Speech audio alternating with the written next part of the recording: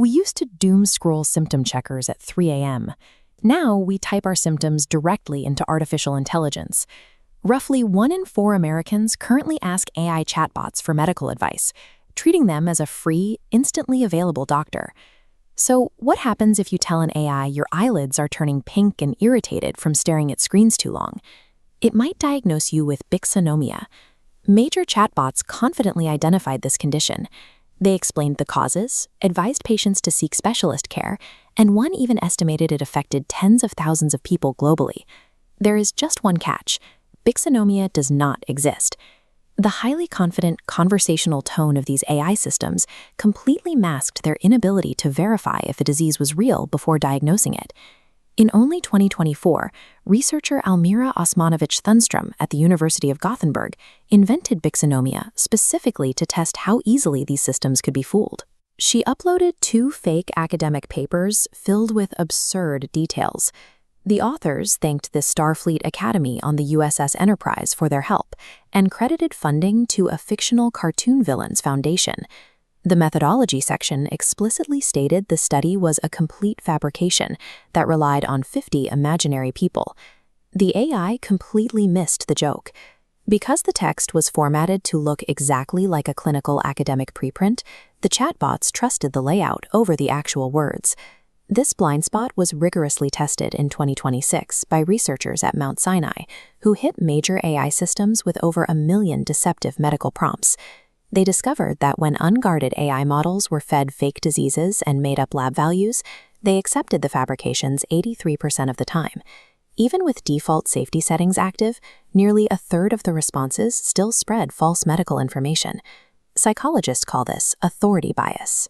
When information is presented in a confident, professional format, like a physician's note, the AI assumes it is legitimate. Dress up a dangerous myth in medical jargon, such as the false claim that mammograms cause breast cancer, and the AI will repeat it back to a user as verified truth. To a pattern-matching algorithm, a made-up condition with a Latin name sounds exactly as valid as a real one. Plausibility replaces facts. Developers are attempting to fix this using a technique called Retrieval Augmented Generation, or RAG. This forces the AI to look up answers in an external database, rather than relying solely on its internal memory.